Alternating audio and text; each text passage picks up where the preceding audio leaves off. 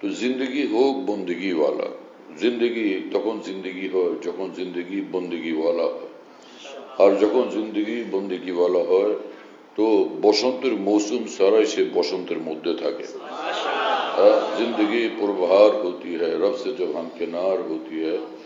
जिंदगी সুখময় হয় শান্তিময় হয় বসন্তের বসন্তের আনন্দের মধ্যে থাকে কাটে যখন সে রবওয়ালা হয় মাওলাওয়ালা হয়। আল্লাহকে স্মরণ করি, আল্লাহর নাম জবানে থাকে।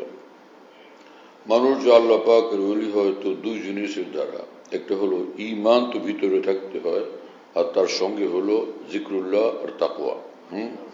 হযরত হাকিমুল উম্মত মুজাদ্দিদুল মিল্লাত মাওলানা শাহ আশরাফ আলী থানভী রহমাতুল্লাহ আলাইহি বলেন, যে সকল মানুষ বড় ঈমানওয়ালা হন, কামেল ঈমানওয়ালা হন, যাদেরকে ওলি বলা হয়, আউলিয়া বলা হয়।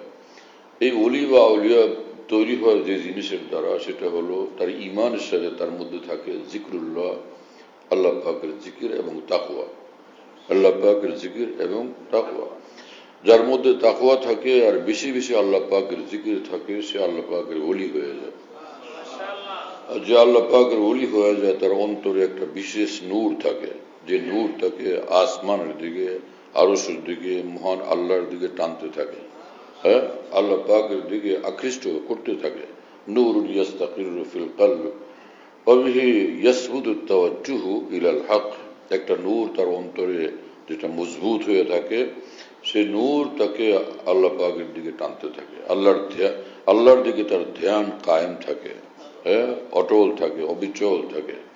আল্লাহ তাআলা, আল্লাহ পাক জাল্লা জালালুহু ওয়া মানওয়ালু আমাদেরকে সেই নূর দান করেন, যে আল্লাহকে খুশি রাখার আমল দান করেন এবং আল্লাহ পাকের জিকিরও বেশি বেশি করার তৌফিক দান করেন।